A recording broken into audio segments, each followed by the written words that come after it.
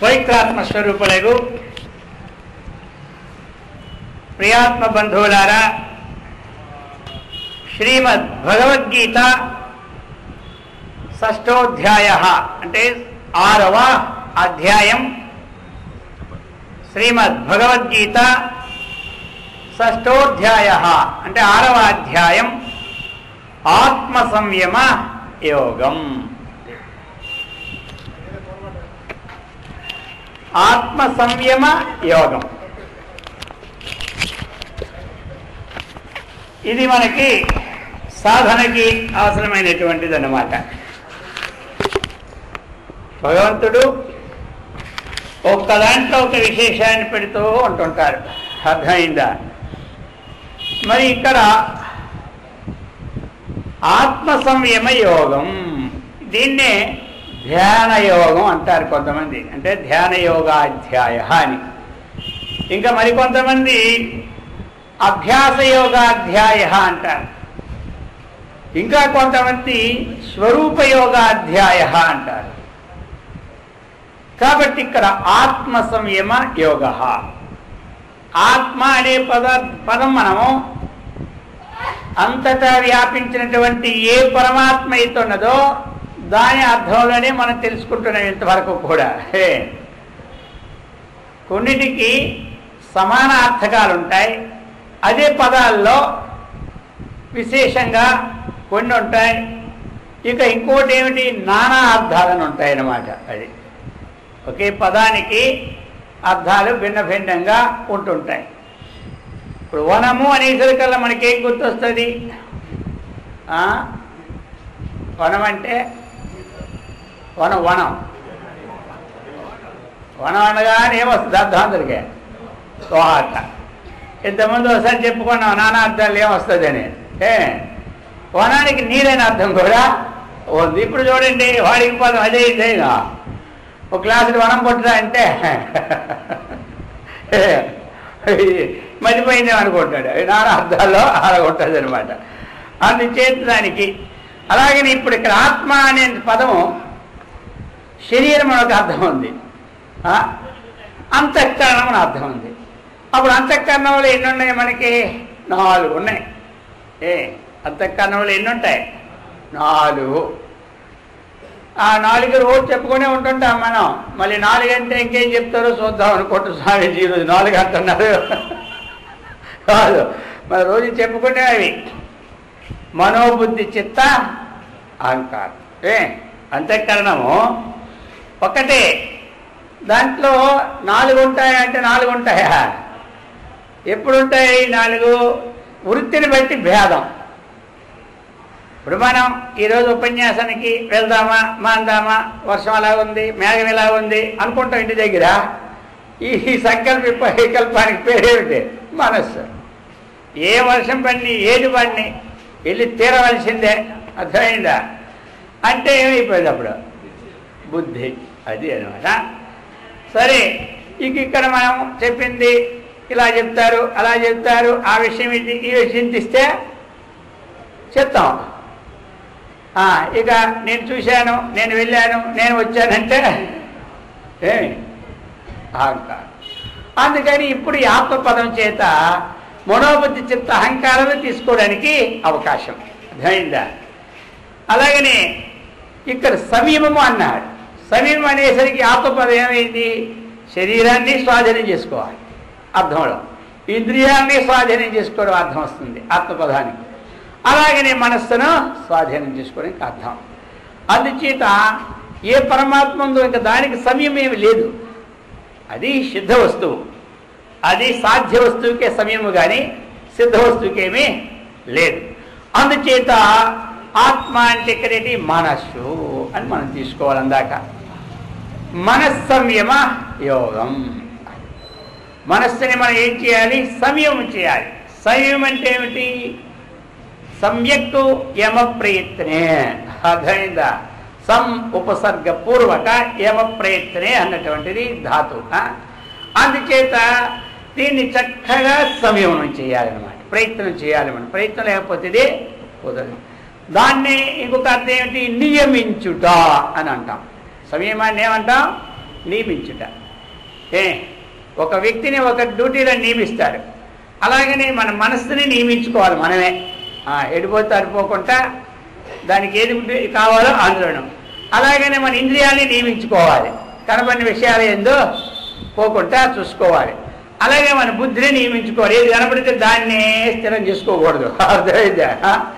ఈ విధంగా సంయమనం అది నియమించుకోవాలి. అందుచేత ఈ విధంగా ఆ మనస్సుని ఏ విధంగా నియమించుకోవాలి, మనస్సు ఏ విధంగా స్వాధీనము అన్నటువంటి విషయాలు ఇలాంటివన్నీ ఇందులో మనకు వస్తాయి. శ్రీ భగవాను వాచ ఇందులో మొట్టమొదట అనాశ్రిత కర్మఫలం కార్యం కర్మ కరోతి యః స సన్యాసీ చ యోగీ చ న నిరగ్నిర్న చాక్రియః. అనాశ్రిత కర్మఫలం కార్యం కర్మ కరోతి యః స సన్యాసీ చ యోగీ చ న నిరగ్నిర్న చాక్రియః. ఇంకా తీసుకొస్తున్నారు పాత శేషాన్ని. పంచమాధ్యాయంలో కూడా సన్యాస పదాన్ని వాడుకుంటూ వచ్చినారు. ఇక్కడ చెబుతూ ఉన్నారు. దాని పేరే కర్మ సన్యాస యోగం, దాని పేరు పెట్టారు. దాని యొక్క విషయాన్ని దీన్ని మట్టు ప్రస్తావిస్తూ ముందుకు పోతున్నాడు. అనాశ్రిత కర్మఫలం. ఇప్పుడు మనకి సన్యాసం తర్వాత ఏంటి? యోగం. ఈ రెండు ఉంటున్నాయి. ఆ రెండు. సన్యాసం అంటే ఏమిటి, యోగం అంటే ఏమిటి, అది చెప్తున్నారు ఇక్కడ. అనాశ్రిత రెండు శ్లోకాలు కలిసి దీనికి మనకి సంబంధం వస్తాయి. రెండో శ్లోకంలో ఏమన్నాడు? యం సన్యాసమితి ప్రాహు యోగంతం విద్ధి పాండవ నహ్య సన్యస్త సంకల్పో యోగి భవతి కశ్చన అని చెప్పుకొచ్చారు.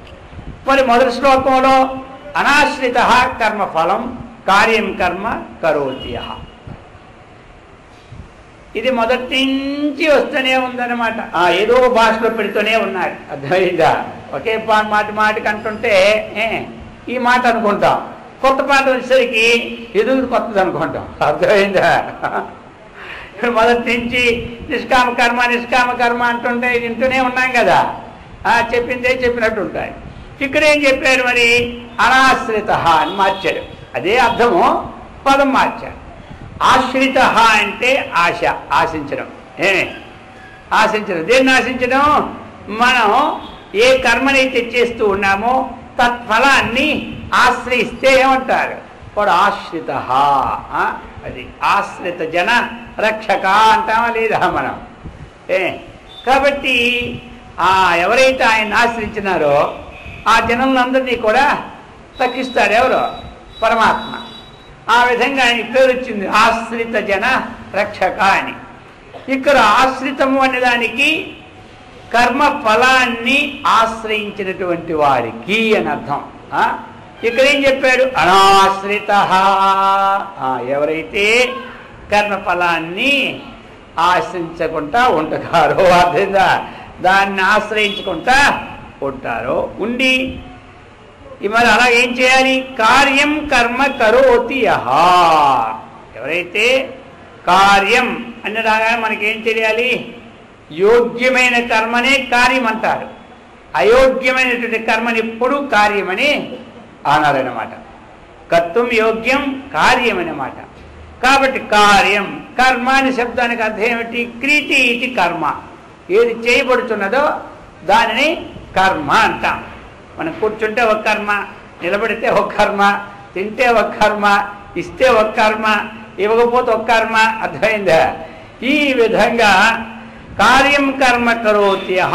చేయదగినటువంటి కర్మని చేస్తూ ఏమి కర్మఫలాన్ని ఆశ్రయించుకుంటే ఎవడు ఉంటాడో స సన్యాసి.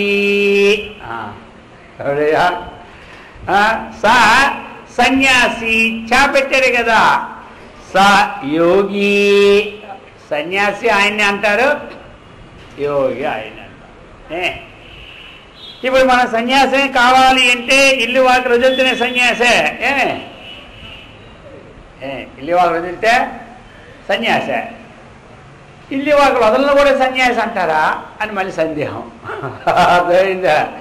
ఇల్లు వాక్యాలను వదలని వాడు కూడా సన్యాసి అంటారా అంటే ఇక్కడ చెప్పారు కదా, నువ్వు ఏ ఆశ్రమంలో ఉండు, సన్యాసి అంటే ఎవరు అనేది కరెక్ట్గా చెప్పేసినాడు. ఒకటి అర్థం ఉంది, సమ్యక్ న్యాసం సన్యాసం. సన్యాసం అంటే అర్థం ఏమిటి? సమ్యక్ న్యాసం. సమ్యక్ న్యాసం అంటే ఏమిటి? చక్కగా. న్యాసం అంటే ఉంచుట. న్యాసం అంటే ఉంచుట. ఉంచుట అంటే ఏమిటి? మనము చక్కగా ఆ పరమాత్మ యందు మనం చేసిన కర్మలన్నీ సమర్పించి ఉంచును ఒక అర్థం. ఇంకోటి ఏమిటి? చక్కగా అజ్ఞానాన్ని వదలడమని ఇంకొక అర్థం. ఈ విధంగా సన్యాస అది సమ్యక్ న్యాసం సన్యాస అది. మరి ఇంకేం న్యాసం? మన మనస్సుని ఉంచుట అంటే సమ్యక్ లెస్సగా ఏది ఆధారభూత వస్తువైన పరమాత్మ ఉన్నాడో ఆ పరమాత్మ యందు మన మనస్సుని న్యాస అంటే ఏంటి? ఉంచుట. ఏ ఉంచడము? ఆ యొక్క మనస్సుని పరమాత్మ యందు ఉంచడమే ఏం పేరు? సన్యాసం. అర్థమైందా? సన్యాసం అది అసలు సన్యాసం అదేనమాట. ఇది ఈ వస్త్రాలు బాహ్య సన్యాసం అనమాట. అర్థమైందా? సన్యాసం అసలు సన్యాసం ఏమిటి? ఏ వస్త్రం వేసుకున్నా ఎల్లప్పుడూ పరమాత్మని మన మనస్సు ఉంచితే ఏమైంది? అది సన్యాసం అయింది. అది ఆ విధంగా ఇప్పుడు మనం ఇది ఏ వస్త్రం వేసుకున్నారో మనం ఏది డ్రెస్ వేసుకున్నా మన మనస్సు ఎవరైంది ఉండాలి? పరమాత్మ అయింది ఉండాలి. ఇంకా ఎలా ఉండాలి? చేయదగిన కర్మే చేసినట్టు ఉండాలి.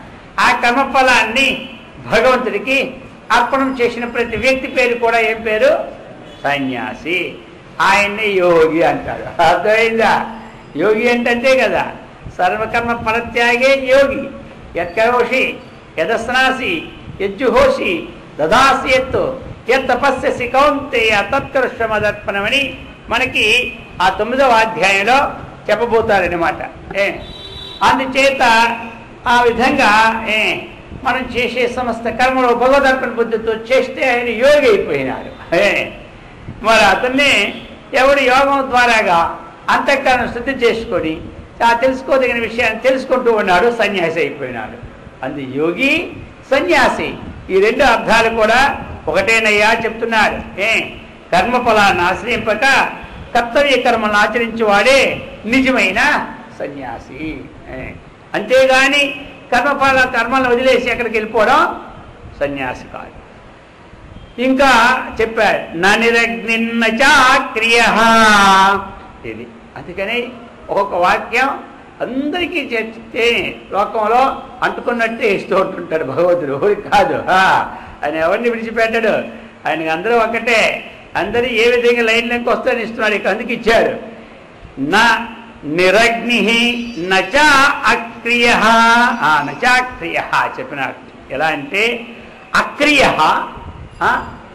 అగ్నిరాహిత్య. ఇటువంటి వాడు అది విడిచిపెట్టినంత మాత్రంలో వాడు ఏమి యోగి కాదు, సన్యాసి కాదు. అంటే అర్థం ఏంటి? సన్యాసికి ఒక పద్ధతి ఉంది. సన్యాసం తీసుకున్నప్పుడు ఏం చేస్తారు? విహితానాం కర్మణాం విధిన పరిత్యాగ సన్యాస అన్నారు. విహితానాం కర్మణాం విధినా పరిత్యాగ అంటే విహితి ఏదైతే విధించి ఉన్నాయో కర్మలు. ఇప్పుడు బ్రహ్మచర్య సన్యాసం తీసుకోవాలంటే బ్రహ్మచర్యకి విధించిన కర్మలు, గృహస్థుడు సన్యాసం తీసుకుని అంతవరకు గృహస్థుడు ఆచరించే కర్మలు, ఈ కర్మలన్నీ కూడా విధిపూర్వకంగా పరిత్యాగం చేస్తారు ఆ రోజు సన్యాసం తీసుకున్నప్పుడు. ఎట్లా? ఇంతకుముందు యజ్ఞోపవీతం ఉంటుంది. యజ్ఞోపవీతం ఉంటే అప్పుడు ఏం చేయాలి? గాయత్రి మంత్రం జపం చేయాలి, ఆ సంధ్యావందనం చెయ్యాలి. ఇప్పుడు ఆయన సన్యాసం తీసుకున్నాడు అనుకోండి, అర్థమైందా? మరి ఈ యజ్ఞోపవీతాన్ని అప్పుడేమి సిక్ ఉండాలి. ఎప్పుడు? బ్రహ్మచర్యంలోనూ మొత్తం కొంతమంది దాన్ని అలా కంటిన్యూ చేసి ఉంచుకుంటుంటారు 3 ఆశ్రమాల్లో, లేదా బ్రహ్మచర్యం వరకు కొంతమంది ఉంచుతుంటారు. కాబట్టి అటువంటి మరి ఆ శిఖ కూడా త్యాగం చేస్తారు. శిఖని త్యాగం చేస్తారు, యజ్ఞోపవీతాన్ని త్యాగం చేస్తారు. అందుచేత ఇప్పుడు ఆ యజ్ఞోపవీత గాయత్రి మంత్రాన్ని అక్కడికి పరిసమాప్తి చేస్తాడు. ఈ కర్మలన్నీ కూడా ఏం చేయాలి? అవి మామూలుగా అవి స్వీకరించినప్పుడు ఎలాగైతే యజ్ఞయాగాదులు చేసి దాని సమక్షంలో స్వీకరించినాడో అర్థమైందా, వదిలినప్పుడు కూడా మళ్ళీ చక్కగా యజ్ఞయాగాదులు చేసుకొని తర్వాత ఇంకేం చేస్తాడు? పిండ ప్రధానం.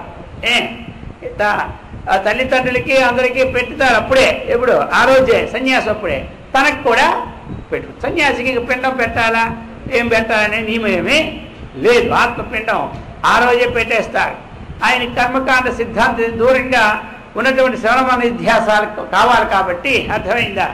అందుకని ఆ విహితానాం కర్మణం తర్వాత ఈయనకి పిండం పెట్టినా పెట్టకపోయినా ఏమీ లేదు, దానికి పెట్టవని రూల్స్ కూడా లేదు. ఆ రోజుతో అయిపోయింది కర్మకాండం. ఇవన్నీ అలాంటి అగ్ని కార్యాలు మానేసినందువల్ల, ఈ కర్మలు మానేసినందువల్ల కేవలము సన్యాసం అనే పేరుకే కానీ ఈ తత్వం ఏదైతే లోపట్లేదో అది సన్యాసం మళ్ళీ కాదన్నాడు. అర్థమైందా? ఈ విడిచిపెడితే సన్యాసి, ఈ కర్మ విడిచిపెట్టి కాషాయ వస్త్రం తీసుకుంటే ఏమిటి? సన్యాసి శబ్దానికి అందరికీ ఏమర్థం వస్తుంది? అవన్నీ విడిచిపెట్టాడు, కాషాయం వేసుకుంటే సన్యాసం నోటెట్ అయిపోతుంది అందరికీ. అర్థమైందా? కానీ భగవంతుడు రహస్యాన్ని చెప్తున్నాడు ఇప్పుడు. వారు విడిచిపెట్టేసినంత మాత్రంలో కాదయ్యా, వారికి ఏముండాలి? ఆ కర్మ ఫలమునందు ఆశ ఉండకూడదు, అది చేయదగిన కర్మే చేస్తూ ఉంటుండాలి. ఇప్పుడు సన్యాసం తీసుకున్నాము, చేయలేని కర్మ చేస్తే ఇప్పుడు అర్థమైందా? ఇంకోటి ఉంది, గృహస్థుడికి ప్రాయశ్చిత్తమైన ఉంది, సన్యాసి ప్రాయశ్చిత్తం కొల్లే. ప్రాయశ్చిత్తం చేసుకుంటే పాపం పోతుంది. ఇప్పుడు గృహస్థుడికి ప్రాయశ్చిత్తం ఉంది, ఎందుకంటే అన్ని వదిలేసినాడు ఈయన. సన్యాసికి ప్రాయశ్చిత్తం ఏమిటి? ప్రాయశ్చిత్తం చేసుకోవడమే లేదు, ఏదో చేసుకుంటాం అనుకోండి. అర్థమైందా అసలు విషయం? మరి ప్రాయశ్చిత్తం చేసుకుంటే కదా పాపం పోతుంది. పాపం అయితే ఎవడు చేసినా పాపం పాపమే. అప్పుడు సన్యాసి అయిపోయిన పాపం పనులు చేస్తే పాపం కదా, అది ఎవడు చేసినా పని పెడితే ఒకటే పాపం అనేది పాపమే అన్నమాట. అందుచేత అది చెప్తూ ఉన్నారు. సన్యాసి చ యోగి చ, ఆ కర్మలు విడిచిపెట్టి ఆయన ఏం చేస్తాడు? అప్పుడు ఆయన చతుర్వేద పురుషార్థాల్లో పరమ పురుషార్థమైనటువంటి మోక్షం కోసం, అద్వైత తత్వం కోసం, రెండవది లేదన్నటువంటి విషయాన్ని చక్కగా ఆయనకి చెప్పి ప్రణవోపాసన చేసి తత్వమసి మహావాక్యం ఉపదేశించినప్పుడు అహం బ్రహ్మాస్మి బ్రహ్మైవాహమస్మిని ఏకాకార వృత్తి ఉంటుందన్నమాట. అందుకు ఇతర కర్మ చేయకపోయినా పర్వాలేదు. ఏదైనా తనకంటే భిన్నమైనటువంటి ఒకటి ఉన్నదంటే కదా కర్మ, ఇక భిన్నమే లేదు. ఆ యొక్క ఏం చెప్పినారు మనకి? దేహో దేవాలయ ప్రోక్త జీవో దేవ సదాశివ త్యజేదజ్ఞా నిర్మాల్యం సోహం భావేన పూజే అన్నారు కదా. మీరు అప్పుడు ఏం చేయాలి? పూజ అంటే సోహం, అర్థమైందా? హం సోహం, సోహం అతడే నేను, నేనే అతని భావనే అక్కడ. అందుకని ఆ స్థితిలో అది. కానీ చెప్తున్నారు ఈ విధంగా ఎవరైనా సరే కాషాయం వేసుకోండి, వేసుకోకండి. అర్థమైందా? మనం చేసినటువంటి కర్మ ఫలాన్ని భగవంతుడికి అర్పించి చేయదగిన పని చేసుకుంటూ ఎవరైతే ఉంటాడో వాడు ప్రతివాడు సన్యాసే. ఇది లెక్క. సన్యాసం నిర్మలం జ్ఞానం అని శాస్త్రం అన్నమాట. ఎందుకంటే అది నిర్మలమైనటువంటి జ్ఞానమే సన్యాసం అన్నారు. అక్కడ మళ్ళీ అది ఏం వేసాడు? ఏ వస్త్రమే లేదు, ఏమీ లేదు, మనం నిర్మలంగా ఉన్నామా ఏమన్నా కాదు. నిర్మలమైన మనదోషరహితమైనటువంటి తత్వజ్ఞానం ఎవరికి ఉదయం ఉందో వాడి పేరు ఏం పేరు? సన్యాసం. నిర్మల జ్ఞానం సన్యాసం అన్నారు. సన్యాసం నిర్మలం జ్ఞానం. అయితే సన్యాసం అనేది ఏం చేయాలండి అంటే సన్యస్య అంటే ఎవరికి సన్యాసం? కాషాయ వస్త్రం తీసుకోవడం తర్వాత ఏం చేయాలి అని శాస్త్రం చెప్పింది. సన్యాస శ్రవణం కుర్యాత్. శంకరాచార్యులు వచ్చిన తర్వాత ఇక లోకంలో అనేక రకరకాలు అవుతున్నాయి కాబట్టి మళ్ళీ ఆశ్రమాలు మళ్ళీ పెట్టి ప్రచారం పెట్టినారు. అర్థమైందా? లేకపోతే అంత ఆస్తిక్కిపోయి నాస్తిక్యం పెరిగిపోతుంది. ఏది యథార్థం అనేది ఎవరు తెలుసుకోవడం లేదు, ఏది పట్టుకున్నారో అదే అనుకుంటున్నారే కానీ అందరికి ఆధారం వస్తూ తెలియలేదని పెట్టినారు. లేకపోతే తాను ముందు చేయాల్సిన పని ఏమిటి? శ్రవణం, మననం, నిధిధ్యాసనం. తక్కిన పని వాడు చేయకపోయినా అవసరం లోకానికి. తాను చేయనా చేయకపోయినా దానికి ఏమి చేయాలని నియమమేలే. తాను చక్కగా ఆత్మతత్వ శ్రవణం చేసి దాన్ని మననం చేసి ఆ స్థితిలో ఉంటే చాలు.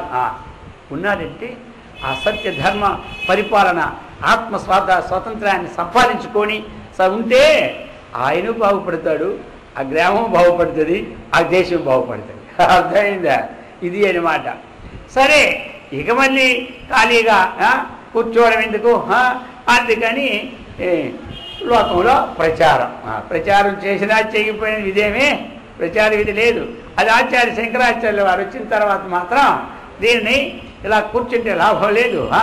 ఇక తిరిగి ఈ ఆధ్యాత్మికమైన తత్వాన్ని చక్కగా నలుగురికి ప్రచారం చేయాలి.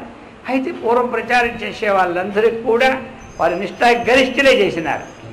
ఎవరే మన లెక్కల్లో ఉన్న వాళ్ళందరూ మంచి నిష్ఠాగరిష్ఠులయ్యే ప్రచారం దిగారు. అందుకే అవి చిరస్థాయిగా ఉండిపోతాయి. అది అయితే ఇక్కడ లాస్ట్కి మనకేం తెలియంది?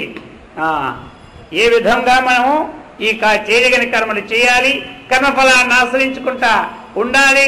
అటువంటి వాడు ఎవడయ్యా అంటే అతడే యోగి, అతడే సన్యాసి. మళ్ళీ అదే చెప్తున్నారు రెండో శ్లోకంలో, యం సన్యాసమితి ప్రాహో యోగం తం విద్ధి పాండవా. అర్జున, యం దేనిని సన్యాసమని ప్రాహువు చెప్తున్నారో, తం దానిని యోగం ఇది విద్ధి యోగమని ఎరుగుము. దాన్ని అడ్డించటో ఇట్టించే తిప్పి మనకు అన్వయం చేస్తున్నారు. దేన్ని సన్యాసం అని చెప్పినారో దాన్నే నువ్వు యోగమని తెలుసుకో అని చెప్తూ ఉన్నారు. యం సన్యాసమితి ప్రాహు యోగం తం విద్ధి పాండవా నహ్య సన్యస్త సంకల్పో యోగీ భవతి కశ్చన. ఏమంటున్నారు? అదే విషయాన్ని మళ్ళా చెప్తున్నారు. సన్యాసం అంటే ఏం చెప్పబడుతుందో యోగం అదే. సంకల్ప త్యాగము చేయని వాడెవడు యోగి కాలేదు. అర్థమైందా? నహి అసన్యస్త సంకల్ప.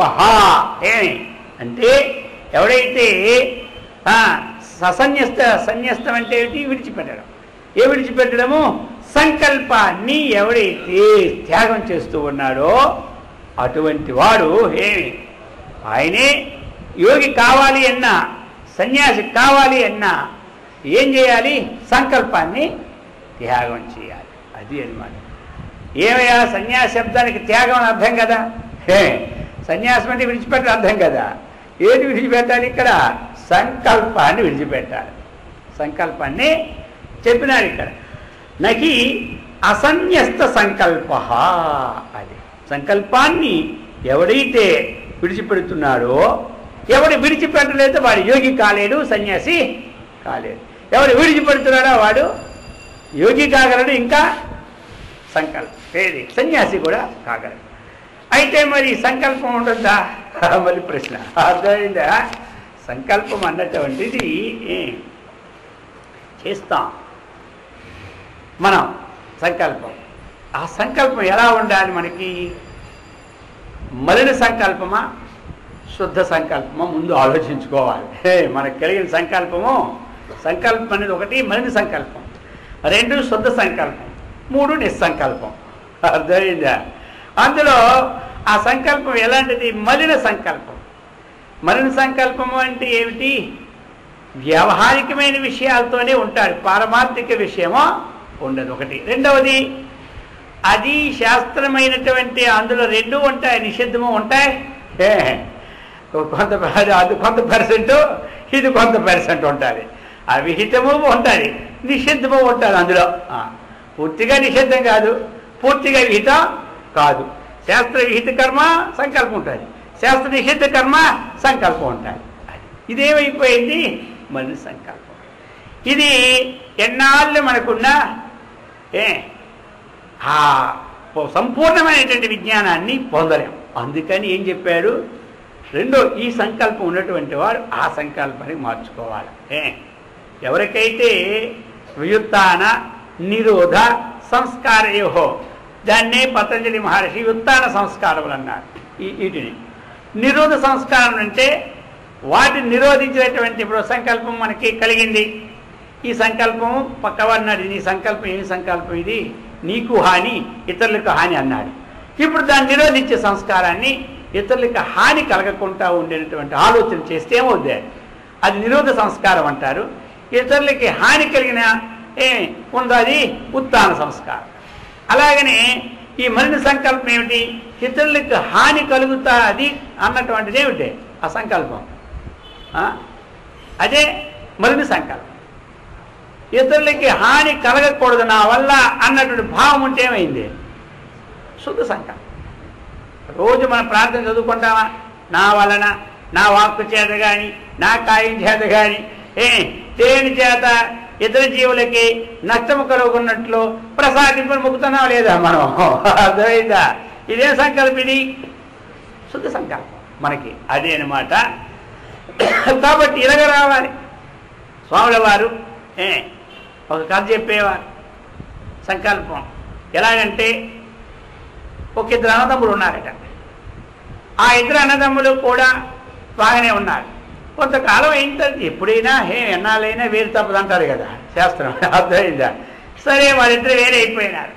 వేరే అయిపోయిన తర్వాత ఇల్లు ఉన్నాయి, పంచుకున్నారు. అది పెద్ద పట్టణం, ఆ చివర ఉంటుంది. ఆ పట్టణంలో ఇంచుమించు 10 కిలోమీటర్ల పట్టణం. ఆ చివర ఒకడు ఉంటాడు, ఈ చివర ఉన్న భూములు కొనేస్తాం కదా. ఎక్కడెక్కడ ముందు మనం ఎక్కడ కొంటాం, ఎక్కడ చీప్ రేట్స్ ఉంటాయో అవి ముందు ఎప్పుడైనా డెవలప్మెంట్ చూసుకుంటారు ప్లానింగ్ వాళ్ళు. వాళ్ళు ఆ రూట్లో కొనేస్తారు స్థలాలు, అర్థమైందా? కొంతమంది ఎక్కడ పెడితే అక్కడ కొనేస్తారు, పాపం ఎన్నాళ్ళైనా రాదు. కొంతమంది డెవలప్మెంట్ ఆఫీస్ 1000 రూపాయలు ఇచ్చేయినా ఇలా ఉండే ప్లాన్ కాగితం తీసుకొని దాని ప్రకారం ఏదో కొనుక్కుంటారు. ఇలాగా కొనుక్కున్నారు. మొత్తం పెరిగిపోయింది ఆస్తులు. ఆ తర్వాత ఏమైంది, విడిపోయినారు. ఇక విడిపోయిన తర్వాత వాళ్ళకి కావేశాలు పెరిగిపోయాయి. ఒకరికన్నా ఒకరు పెద్ద అయిపోవాలని, వాడికన్నా నేను గొప్ప కావాలి, నాకన్నా వాడు గొప్ప కావాలి. సరే, ఇక పెద్దోడు చూశాడు, చిన్నోడు కొంచెం హుషారైన మనిషి, వాడు ఎలాగైనా సంపాదించేస్తారు మొత్తం మీద. అందుచేత మనం ఎలా సంపాదించే ప్లాన్ చేసుకున్నాడు. చాలామందిని అడిగారు, ఏ విధంగా, అయ్యా నువ్వు వ్యాపారాలు చేస్తే అన్నాళ్ళు నీకు వస్తుంది, నువ్వు చక్కగా భగవంతుని ధ్యానం చేసి ఆయన ప్రత్యక్షమైన పని చేసుకో, అప్పుడు నీకు ఆయన ఏమి ఎవరు కోరితే ఏది కాదు అది ఇచ్చేస్తాడు, అప్పుడు ఒకే దెబ్బకి అయిపోతా ఉన్నాడు. సరే అనుకోని వీడి తపస్సులో కూర్చుండిపోయాడు పాపం. ఈ కలియుగంలో ఈ కాలంలో ఇంత తపస్సు ఎవడదా అనుకోని వెంటనే వీడు తపస్సు చేస్తూ ఉంటుంటే వాడు తెలుసుకున్నాడు. వీరిద్దరు వ్యాపారం ఏం చేస్తుంటారు, రోజు వీళ్ళ దగ్గర ఉన్న అసిస్టెంట్లు చెప్తూనే ఉంటుంటారు, అయ్యా ఇలా జరిగింది అన్నాడు. అయ్యో పంప మునిగిపోయింది, అయితే నేను తక్కువైపోతానని వాడు ఆ మూల తపస్సు ప్రారంభించాడు, వీడు ఈ మూల తపస్సు ప్రారంభించినాడు. ఇక ఇద్దరు చేసేస్తున్నారు ఘోరంగా. అంతలో పెద్దవాడు ముందు కూర్చొని సీరియల్ ప్రకారం రావాలి కదా, ఎక్కడైనా ముందు ఉన్నోడికే టికెట్ కదా. ఆ ప్రకారంగా వాడి దగ్గరికి పోయినాడు. మొట్టమొదట వాడు ప్రత్యక్షమయ్యారు, భగవంతుడు ప్రత్యక్షమయ్యా, చాలు ఇప్పటికే మానవలోకి ఇంత తపస్సుని ఎవరిని చూడలే కాబట్టి ఆపన్నాడు. ఆపాడు. ఏం కావాలి నీకు, ఏంటి ఎందుకోసం అంటే, ఆ పక్కన మా తమ్ముడు తపస్సు చేస్తున్నాడు, అక్కడికి వెళ్ళి వచ్చారా లేదా అని అడిగాడు. ఇది తపస్సు చూడేశారా, అక్కడికి వెళ్ళి వచ్చారా లేదా అడిగాడు. ఆ గొడవ నీకెందుకు, అది కాదు, ముందు అక్కడికి వెళ్ళి వచ్చి ఆ తర్వాత నా దగ్గర రా అన్నాడు. ఎవరు, నాకు ఇదే పనే, ఇంకో పని లేదా, నువ్వేదో తపస్సు చేశాడు నీ దగ్గరికి వచ్చి నీ సంగతి చెప్పకుండా ఆయన దగ్గరికి నేను ఎప్పుడు వెళ్తాను, నాకు ఆ సంగతి నీకెందుకు అంటే, ఆయన తప్ప పూర్తి అవ్వాలా, ఆయన నాకు నచ్చాలి, ఆ రోజు నేను వెళ్ళాలి, అప్పుడు కదా. సరే అయితే ఒకటి అయితే మళ్ళీ నీ దగ్గర మరి రానన్నాడు. రారా, అయితే మరి ఏం చేయాలి ఆలోచించాడు. ఇప్పుడు నేను ఏది కోరుకున్నా, అర్థమైందా, వాడు ఎక్కువ కోరుకుంటే నేను మాత్రం ఎలాగుంటాను, ఎప్పుడు ఒక్కలాగే ఉంటాను, నాకన్నా వాడు ఎక్కువైపోతాడు. ఆలోచించాడు. నేను ఒక 1 కోటి కిలోలు బంగారం కోరుకోను అనుకోండి, వాడికి 2 కోట్ల కిలోలు అయిపోతాయి, లాభం లేదు. నేను ఒక 1000 కోట్లు కోరుకోను అనుకో, వాడికి 2000 కోట్లు అయిపోతాయి. నేను ఒక 5 లక్షల ఎకరాలు కోరుకోను అనుకో, వాడికి 10 లక్షలు అయిపోతాయి. ఎలాగైనా గొప్ప పెరిగిపోతుంది అనుకొని, ఇక మరి మీరు ఒక పని చేయండి అనేశాడు. అనుకొని వాడు ఏం కోరుకుంటాడో అంతకంటే 200 నాకు ఇవ్వండి చాలు, మరి మీరు రాకండి అని చెప్పేసాడు. ఎవరు, సరే ఆఖరికి వాడి దగ్గరికి వెళ్ళాడు. నెలలు పోయిన తర్వాత వెళ్ళిపోయాడు. వెళ్ళిన తర్వాత వాడు ఇదే ప్రశ్న, అర్థమైందా, వీళ్ళ తపస్సులు ఎలాగుంటాయంటే, వీళ్ళ సంకల్పాలు ఎలాగుంటాయంటే ఇలా ఉంటాయన్నమాట. వాడి దగ్గరికి వెళ్ళాడు. వాడు వెళ్ళిన తర్వాత వాడు అన్నారు మామ దగ్గరికి వెళ్ళారా అన్నారు. ఏమయ్యా ఎక్కడ నేను ఇన్నాళ్ళు వెళ్తున్నాను కానీ వరాలు ఇవ్వడానికి, ఎవడు నువ్వు వాడి దగ్గరికి వెళ్ళావా వీడి దగ్గరికి వెళ్ళాడు, ఫస్ట్ టైం ఇద్దరులే చూడటం నేను కానీ ఇలాంటి చూడడం ఎక్కడా లేదన్నాడా. సరే ఏంటి నీ ఉద్దేశం అన్నాడు. వాడు ఏం కోరుకున్నాడో అది చెప్పాలన్నాడు. ఇది మరీ బాగుందయ్యా, ఇదంతా ఎవడు ఏం కోరుకుంటే నీకేంది, నువ్వు కోరుకుంటే అడగ కాదు, నాకు వరం వదలుచుకొని వచ్చాయి కదా, ముందు వాడు కోరుకుని చెప్తేనే తీసుకుంటా లేకపోతే వద్దు అంటాడు. అర్థమైందా? ఎందుకని ఈ పాడి పని అనుకొని వాడు ఏం కోరుకున్నాడంటే నువ్వేం కోరుకుంటావో అంతకంటే 2 వంతులు వాడు అడిగాడన్నాడు. వీడు ఆలోచించాడు, సత్యామరా ఇది చాలా ప్రమాదమే, నేను ఏదో గొప్పవాడు ఉండాలనుకుంటే ఇప్పుడు నేను కోరుకున్నా వాడికి 2 వంతులు అయిపోతాయి కదా. వీడు అనుకున్నాడు లాభం లేదనుకున్నాడు. అనుకొని ఇక అయ్యా ఆలోచించి నాకు కొన తీసేయమన్నాడు. ఇది ఆయన కోరుకున్నది, ఇది సంకల్పం. అర్థమైందా? నాకు కొన తీసేయమన్నాడు. వీడికి ఒక కొని పోతే చెరపకరా చీరావు. అర్థమే మనకి ఇలాంటి మలినమైనటువంటి కోరికలు కానీ మలినమైనటువంటి సంకల్పాలు కానీ మనకెప్పుడు ఉండకూడదు. శుద్ధ సంకల్పం వాడు బాగుపడుతుంది, ఏం పోయిందా, ఎవడు 10 కాలం బతకాలి, ఎవరి ప్రారంభం వాడిదే కానీ ఒకరినొకటి చేసేది ఏమి ఉండదు. మనలో పుణ్యం లేదనుకోండి ఎవడు మన పిల్లడు, మన గ్లాసులు మంచిలు కూడా ఎవడు. అర్థమైందా? మనలో పుణ్యం వచ్చిందనుకో తోబోయేది వస్తారు, ఏమంటే ఏం కావాలి మీకు అడుగుతారు, ఎందుకంటే ఆ పుణ్యం పిలిపిస్తుంది. అర్థమైందా? ఆ పాపం ఎవరిని పిలిపించదనమాట, ఆ దుఃఖపెడుతూ ఉంటాడు. అందుచేత మనం ఎప్పుడు కూడా సంస్కారం అన్నటువంటిది మరణ సంస్కారం లేకుండా శుద్ధ సంస్కారాన్ని తెచ్చుకోవాలి. మనం రోజు ఏంటంటాం, లోకా సమస్త సుఖినో భవంతు. కొంతమంది అనుకుంటారు ఏవో ఒకవేళ రోజు లోకా సమస్త సుఖినో భవంతు అంటుంటాం, ఇక మేము మా పిల్లలు అనుకోవాలి కానీ అందరికి అంటుంటే ఈ పవరల్లో అందరికీ పోయి మాకేమి ఉంటుంది. మనం చేసిన ఒక పూజ కానీ ఒక వ్రతం కానీ ఒక యజ్ఞం కానీ 100కి 100 పాళ్ళు ఉండాలి అంటే మనమే బాగుండాలి అనుకోవాలి కానీ అందరికి ఇచ్చేస్తే మనకి మిగిలింది ఒక పైసా వాట కూడా ఉండదు కదా అని కొంతమంది ఊసే ఎత్తుకోరు. అర్థమైందా? అంతేకాదు, ఎంతమందికి వెళ్తుంటే అంత పుణ్యం వస్తుంది అనమాట. ఎంతమందికి వెళ్తే అంత పుణ్యం వస్తుంది. ఇప్పుడు యమధర్మరాజు యమలోకం మీదుగా పోతున్నాడు. ఎవరు? ధర్మరాజు. పాండవుల్లో ధర్మరాజు గారు యమలోకం మీదుగా పోతున్నాడు. పోయా యమలోకం అనమాట. స్వర్గలోకం వెళ్తుండి ప్లేట్లో స్వర్గారోహం చేసినప్పుడు స్వర్గలోకం పోతుండి పోయే యమలోకం అనమాట. యమలోకం పైకి వెళ్ళినప్పుడు అక్కడ కింద ఎవరు కనపడ్డారంటే ఈ అర్జునుడు, ఈ భీముడు, ఈ నకులుడు, ఈ సహదేవుడు, ఇంక ఈయన బంధువులందరినీ కూడా యమలోకంలో శిక్షిస్తున్నట్టు కనపడ్డారు. వాళ్ళు అని కేకలేసాడు కనపడ్డారు. ఎవరికి? వెంటనే ధర్మరాజు అన్నాడు ఆపన్నాడు ప్లేట్ అక్కడ, ముందు యమలోకం దించమన్నాడు. వెంటనే దించినాడు. వెంటనే దించి వెళ్ళాడు యమలోకంలోకి వెళ్ళేసరికండి ఈయన అప్పుడు యముడు అక్కడ దేవుడు ఎక్కడికో పోయాడు. ఎవరు? పని మీద యముడు. ఈయన ఎప్పుడు దించినారో అదంతా బగబగా కాలిందల్లా ఒక్కసారి ఏసీ రూమ్లాగా అయిపోయింది మొత్తం. ఇక ఈ యమలోకంలో ఉన్న వాళ్ళందరూ ఏమిటంటే చాలా ఆనందం అయిపోయింది అనమాట. ఇక అందరు కాలిపోతున్న ఒళ్ళులందరూ చల్లగా అయిపోయినాయి యమలోకంలో. అక్కడ ఎవరు లేరు, భీముడికి ఎవరు అర్జునుడు ఎవరు లేరు. ఈయన గల కనబడ్డారు అంతే. అందుచేత ఎందుకంటే చిన్న అబద్ధం ఆడాడు అందుకని కనబడ్డాను చెప్తాను. అశ్వత్థామాత కుంజర ముక్కని చేత అక్కడ యమలోకంలో దేవలసి వచ్చిందని అంటే చెప్పవలసింది ఏమిటంటే ఇక్కడ కావాల్సినది మనకి. వెంటనే దిగారు. ఇక అందరూ వచ్చి ఒకటే, స్వామి మీరు ఇక్కడనే ఉంటే మేము హాయిగా ఉంటాం అని అంటారు. ఎవరు? సరే వీళ్ళందరూ కూర్చొని అంటున్నారు. అప్పటికి ఎముడు ఇంకా రాలేదు కదా, బయటికి వెళ్ళాడు. ఇక వెంటనే ఈయన ఏం చేశాడంటే, కాబట్టి ఎలాగైనా మీ శక్తిని మాకు ఇచ్చేయినా మమ్మల్ని రక్షించండి అన్నారు. ఎవరు? అప్పుడు వెంటనే ఈయన ఏం చేశాడంటే, ఈయన జీవితంలో ఏమి సంపాదించాడో ఆ పుణ్యఫలం అంతా అక్కడ ధారపోసాడు. ఎక్కడ? యమలోకం. ఇక వెంటనే ధారపోస్తూ ఉన్నాడు. అక్కడ స్వర్గలోకంలో తలుపులన్నీ వెంటనే తెరిచిపోయినాయి అనమాట. ఇప్పుడు మనకు కొన్ని బండ్లు అడ్డంటే తలుపు తెరిచిపోతాయో, ఈయన ధారపోస్తుంటే అక్కడ ట్రాక్ కొన్ని విడిపోయినాయి తలుపులన్నీ. వెంటనే శివుల పుట్టలాగా వెళ్ళిపోతున్నారు. ఎవరు? చల్లగా హాగేసి రూములు వెళ్ళినట్టు వెళ్ళిపోతున్నారు. సరే అందరూ పోయినారు. ఎప్పుడు వచ్చాడు? సాయంకాలం. వచ్చరికి ఎవడు లేడు, ఈయన ఒక్కడే ఉన్నాడు. హారే కొంప వెలిగిపోయిందిరా, ఈడెవడు వచ్చినాకని వచ్చినాడు. అయ్యా ఇక్కడ నువ్వు ఉండకూడదు పొమ్మన్నాడు ఎవరిని, నేను పోను అన్నాడు. నాకేం పోయిందని నా పుణ్యం వల్ల ఇక్కడ దారపోసాను, అందరికీ దారపోసాను పుణ్యం వల్ల, నాకు పుణ్యమే లేదు, ఇంక నేను ఎవరో ఉండిపోతున్నాడు ఎవరు.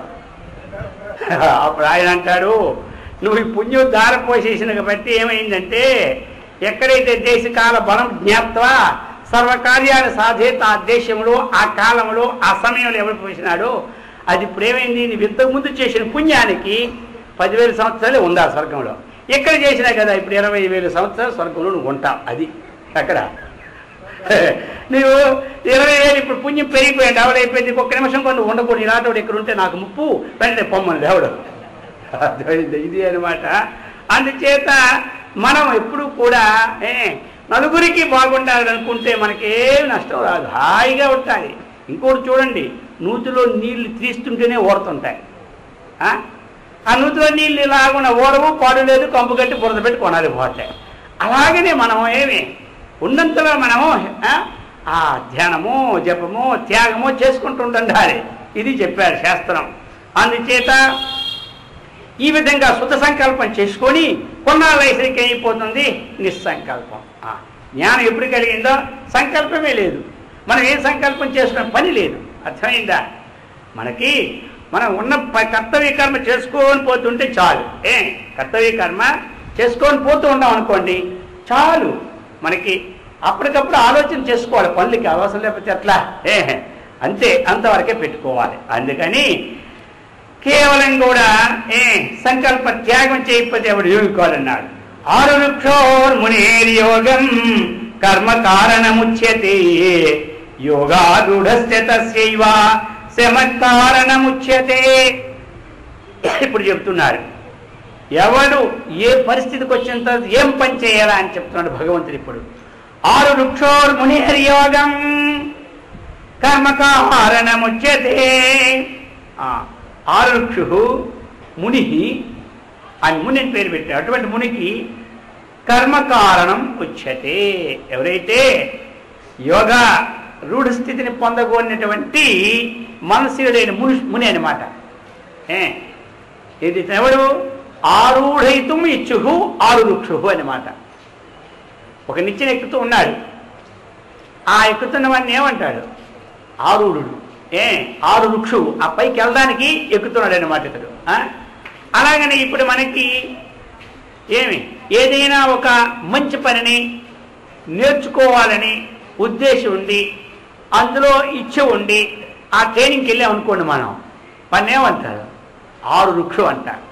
ఇప్పుడు ఏదైనా ఒక ట్రైనింగ్కి వెళ్ళాం మనం, ఆ ట్రైనింగ్ అంటే ఏమిటి నేర్చుకోవడం, ఆ నేర్చుకున్న ఏమంటారు 6 వృక్షు అంటే అది నేర్చుకున్న తర్వాత ఒక స్థితికి వాడు చెందుతాడు. ఇప్పుడు విద్యార్థి దశ అంటే ఏమిటి 6 వృక్షు అనమాట. ఒక విద్యార్థి చదువుకుంటున్నాడు, ఇతనేమంటాడు 6 వృక్షు అంటాడు సామాన్యంగా అర్థం. అదే మరి విద్యాదశ అయిపోయిన తర్వాత ఉద్యోగం వస్తే వీడు ఆరూఢుడు. మన భాషలో ఉద్యోగం వస్తే ఆరూఢుడు, చదువుకుంటే 6 వృక్షం. మనము ఒక ఈ వైకుంఠపాళి ఆట ఆడుతూ ఉన్నాం. ఆడుతూ ఉన్నప్పుడు నిచ్చెలు ఎక్కుతూ ఉంటుంటామా, ఆ ఎక్కుతున్నప్పుడు నేడు 6 వృక్షం అనమాట. అందులోనికి వెళ్ళిపోయి వెంకటేశ్వర బొమ్మ ఏదో బొమ్మ పెట్టుకుని అందులోకి వెళ్ళి కూర్చుంటే వాడు ఆరూఢుడు అనమాట. ఈ విధంగా 6 వృక్షోర్మునేర్ యోగం కర్మ కారణముచ్యతే. వీడి కర్మ ఉండాలి. ఇది అయిపోయింది అనుకోండి, ఇక ఆరూఢస్య వారికి కర్మ లేకపోయినా వాళ్ళ కర్మతో పనిలే, ఇంకేం పని శమకారణముచ్యతే. ప్రయత్నం అంటే మొట్టమొదట ప్రవేశించినటువంటి వాడికి ఈ సత్కర్మలు చేసి ఈ నిష్కామ కర్మలు చేసి ఫలాన్ని భగవంతుడికి అర్పిస్తూ ఉంటుండాలన్నమాట. అర్థమైందా? మరి ఆ విధంగా అర్పించారనుకోండి, వాడికి అప్పటికి 6 వృక్షం అన్నమాట, అంతఃకరణ శుద్ధి అవుద్ది. ఇప్పుడు ఏం చేయాలి వాడికనా శమకారణముచ్యతే. శమం అంటే ఏమిటి? అంతరింద్రియాన్ని నిగ్రహించుకోవాలి. అప్పుడు ఒకవేళ ఈ జపము కానీ ఈ ధ్యానము కానీ ఈ పూజ కానీ చేయకపోయినా పర్వాలే రెండో ట్రిప్కి. ఇప్పుడు చూడండి, మనకి మంట పని ఎంతవరకు, వంట చేసినప్పుడు ఎంతవరకు ఉండాలా? వంట అయిందాకే మంట, తర్వాత మంట పైన ఉందా? వంట అయిపోయిన మంట ఎందుకు ఇంకా పని లేక అంటే నీళ్ళు పోసి ఆపేస్తారనమాట. అలాగనే ఎవరైతే ఈ ఎప్పుడు ఇంద్రియ నిగ్రహానికి ప్రయత్నం చేస్తూ ఉన్నాడో వారికి కర్మ నియమంగా చేయలేని లేదు. ఇక్కడ 2 చరణాలు గుర్తుపెట్టుకోండి. ఆరుక్షోర్ మునేర్ యోగం కర్మకారణముచ్యతే. ఎవడైతే ఒక మంచిని స్వీకరించాలని ఇచ్చేతో ఒక సాధనలో దిగుతాడో వాడి కర్మ చేసి కర్మఫలాన్ని సమర్పించమన్నాడు. వాడి కర్మఫలాన్ని సమర్పించిన తరువాత కొంతకాలం అయిన తర్వాత వాడు చేసిన పని ఏమిటి? మళ్ళీ యోగారూఢుడు ఎప్పుడు అనిపించుకుంటాడు? శమకాలం వచ్చేతే. తర్వాత వాడికి ఇంద్రియాలు ఎక్కడెక్కడ పోతూ ఉన్నాయో ఆ పోయినటువంటి జాగాలో ఈ ఇంద్రియం ఏం ఆలోచన చేస్తుంది? చెడా మంచే. చెడైతే అదొక వాసన, మంచి అయితే ఇదొక వాసన. కానీ మొట్టమొదటి ఆ వాసన పోవడానికి ఈ వాసన పెట్టుకోవాలి. అర్థమైందా? చెడు వాసన పోవడం మంచి వాసన పెట్టుకొని తర్వాత 2 వాసనలో వదిలేస్తాం కొన్నాళ్ళు పోయినాక. అందుచేత ప్రతి ఇంద్రియము విషయం నందు వెళ్ళేటప్పుడు ఇది మంచి పనే చెడ్డ పనే ఆ విచారంలోనే ఉంటాడు వీడు. ఎవడు? రూఢుడు, యోగారూఢుడు. ఎల్లప్పుడూ కూడా ఇక ఆయన తెల్లారి జపం చేశామా లేదా అనే మాట మన అవసరంలే.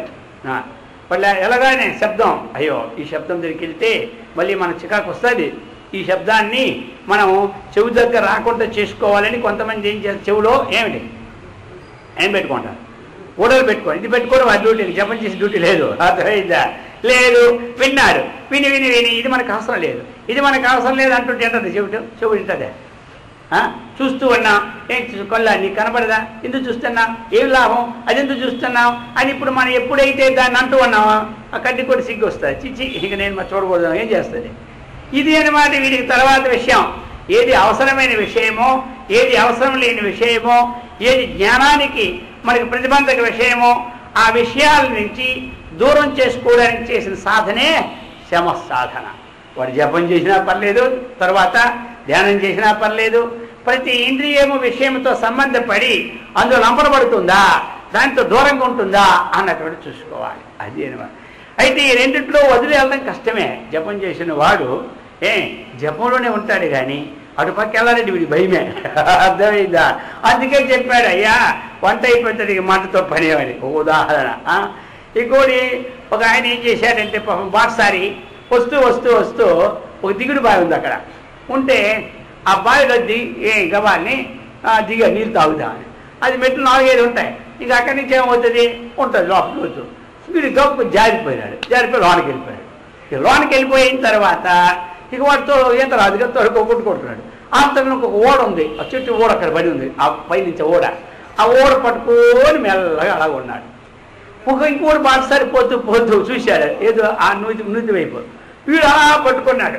వాడు పట్టుకుంటే వీడేం చేశాడు? అయ్యో ఇది ఇలా ఉండిపోయేదని వాడు ఒక తాడు తెచ్చి పెద్ద తాడు వేశాడు ఎదురాడు.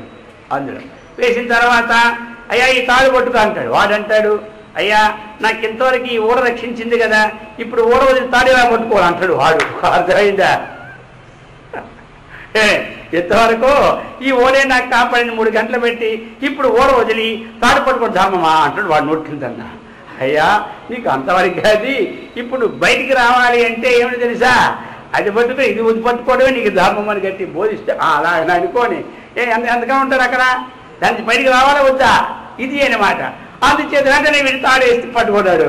వాడు బయటకు వచ్చాడు, సాధించుకోండి మిగతా పని. అందుకని ఇక్కడ ఆరుక్షోర్మునేర్ యోగం కర్మకారణముచ్యతే. మొట్టమొదట ఎవడైతే చక్కగా ఈ ఆధ్యాత్మిక మార్గంలో వచ్చాడో భగవంతుని చక్కగా జపధ్యానాలతో పూజ చేసుకొని ఆయన కర్మలు అర్పించుకొని ఉంటూ కొంతకాలం అయ్యేసరికి వాడికి ఒక శక్తి వస్తుంది. అప్పుడు అతడు ఇంద్రియ నిగ్రహాన్ని మనం ఎంతవరకు చేసుకోలేదో అంతవరకు లోపల ఉన్నటువంటి దివ్యానందం అనుభవించలేం కాబట్టి అప్పటి నుంచి ఇంద్రియ నిగ్రహానికి వాడు చూస్తూనూ ఉంటుంటాడు. ఇది యదా హి చేంద్రియార్థేషు న కర్మస్వనుషజ్యతే సర్వసంకల్ప సన్యాసి యోగారూఢస్తదోచ్యతే. మళ్ళీ చెప్తున్నాడు ఇప్పుడు. యదా ఏ సమయంలో ఇంద్రియార్థేషు న కర్మసు అనుషజ్యతే, ఇంద్రియ విషయముల యందు కర్మల యందు నా అనుషజ్యతే. ఎవడైతే చక్కగా దేని యందు ఇంద్రియ విషయముల యందు వాటితో సంగము, సజ్జం అంటే ఏంటి? సంబంధం. అనుసజ్జిత అంటే సంబంధం లేకపోవడం. అది ఆ విధంగా ఎవడైతే ఇంద్రియార్థేషు కర్మసు, ఇంద్రియార్థేష అంటే ఏమిటి? అర్థములంటే విషయముడు. అర్థములు వచ్చినప్పుడు విషయముడు అనమాట.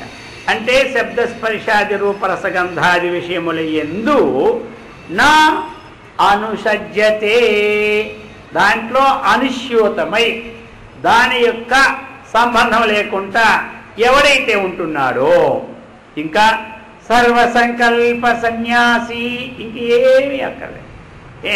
నేను ఇలా చేయాలి, ఇలా ఉండాలి, ఈ విధంగా ఆ విధంగా ఏం అనుకోవక్కర్లేదు. ఎందుకంటే ప్రారబ్ధం భోగతో ప్రారబ్ధం వపుహు పుష్యతే అన్నాడు. ఈ శరీరాన్ని ప్రారబ్ధం పోషిస్తుంది. మనము సంకల్పించినా సంకల్పించకపోయినా ఏమి దాని ప్రకారంగా అన్నీ నడవు. అర్థమైందే? మన సంకల్పాలు ఉంటేనే ఉంటుంటాయి. ఒక హుషారుగా ఉందంటే ఆ పక్కవారి బిల్డింగ్ చూసామంటే ఆహా నేను కూడా వచ్చే సంవత్సరం 4 బిల్డింగులు కట్టిస్తే బాగుంటుంది అనుకుంటాం. అందరం కట్టగలదా? ఏమీ లేదు. వాడి బిల్డింగులు 3 పోతే సంకల్పించే మాత్రంలో వాడి బిల్డింగులు పోవు. నేను 4 బిల్డింగులు కొంటానంత మాత్రంలో మనం కొండవా? కాదు. ఎందుకంటే ఇది టైం ఈజ్ వేస్ట్ అంటారు. ఇది టైం అంతా వేస్ట్ మనక. అందుచేత మనం ఆ ఉన్న టైంని భగవత్కాలం గడపాలి. అందుకని సర్వసంకల్ప సన్యాసి యోగారూఢ తదా ఉచ్యతే. యదా అంటే ఏ సమయంలో, ఇక్కడేమో వృద్ధం అయిపోయిన తర్వాత కానీ, లేకపోతే సన్యాసం తీసుకున్న తర్వాత కానీ, లేకపోతే ఇల్లు వదిలిన పదం కాదు ఇక్కడ. యథా ఏ సమయంలో ఇంద్రియ విషయముల యందు మనస్సు సంబంధం లేకుండా ఉంటుందో, ఏ సంకల్పము లేకుండా వర్తమాన పరిస్థితిలో ఏ పని అయితే ఉందో ఆ పని చక్కగా చేసుకుంటాడు. జరిగిపోయిన విషయాలనేమో భూతకాల విషయాన్ని గుర్తుకు తెచ్చుకోడు, జరిగిపోయే విషయాల కోసం ఆలోచించడు. వర్తమాన కాలంలోని పని చక్కగా ఎవరైతే చేసుకుంటాడో వాడు యోగారూఢ. యోగారూఢుడు అక్కడ చెప్పి ఆరుక్షువు యోగాలు 2 ఇచ్చారు కదా. యోగారూఢుడు ఎవడంటే ఇతడే అనమాట. ఇది రావాలి. అది చెప్పి ఇప్పుడు చెప్తున్నాడు, ఉద్ధరేదాత్మనాత్మానం ఆత్మానమవసాదయేత్ ఆత్మైవ హ్యాత్మనో బంధుః ఆత్మైవ రిపురాత్మనః బంధురాత్మా ఆత్మనస్తస్య ఏనాత్మైవాత్మనః జితః అనాత్మవస్తు శత్రుత్వే వర్తేతాత్మైవ శత్రువతు. చెప్తున్నారు ఇప్పుడు ఉద్ధరేదాత్మనాత్మానం. ఇది చాలా విషయం మనం గుర్తుపెట్టుకోవాలా. ఎందుకు అంటే ఎవరి యొక్క మనస్సుని వాడే సంస్కరణ చేసుకోవాలి. ఉద్ధరేత్తు ఆత్మానం ఆత్మనాత్. ఆత్మానం అంటే తన్ను, ఆత్మాన అంటే తనే ఉద్ధరించుకోవాలి. ఇంకెవడు ఉద్ధరించలేదు.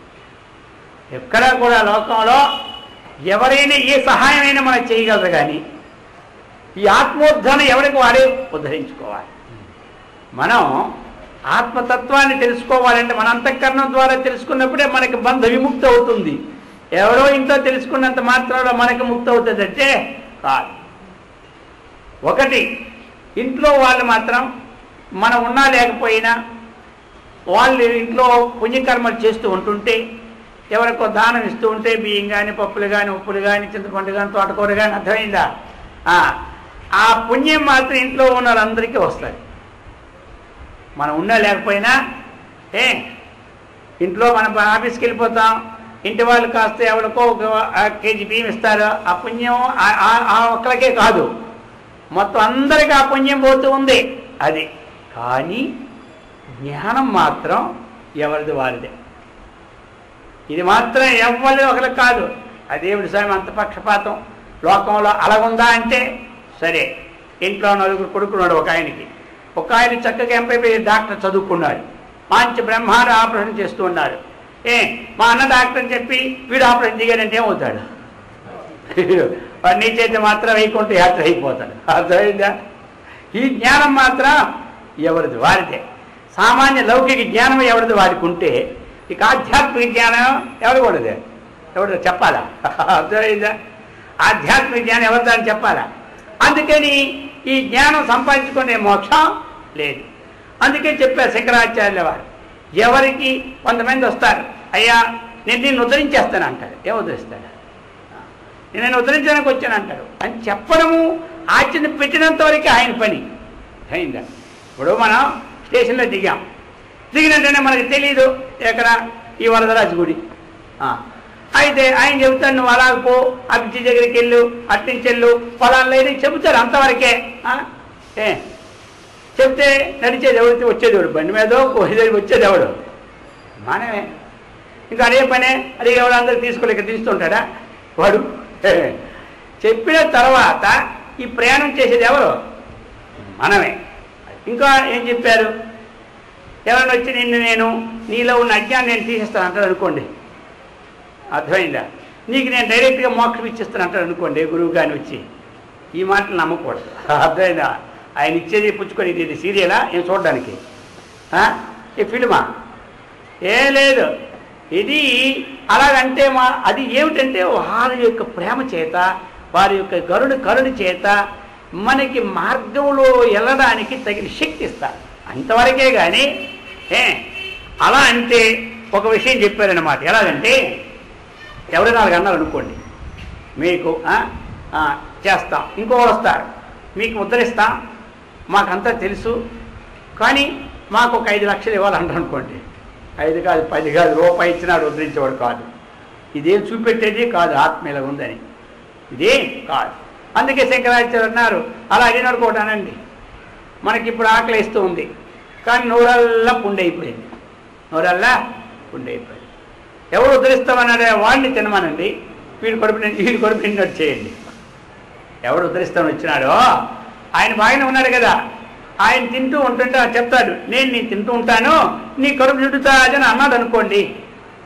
సరే ఆయనకి పెట్టారు పదార్థాలు, ఇది తినలేదా కూర్చున్నాడు, నిండి పెద్ద కడుపు తినేదా?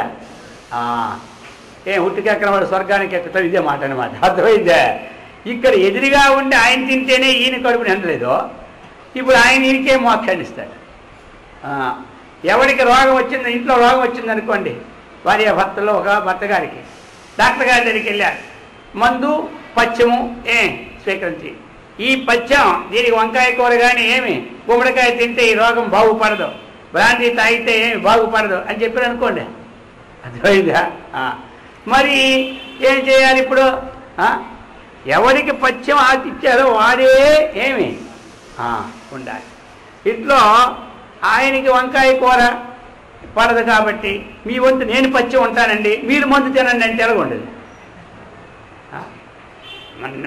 మా వంతు కాదు. ఆయన అంటాడు నేను ఈ మందు వేసుకోలేను, ఇది మహా చేతిగా ఉంది, అయితే నేను వేసుకుంటానులే, మీరు కూర్చోండి అంటే బాగుపడుతుందా?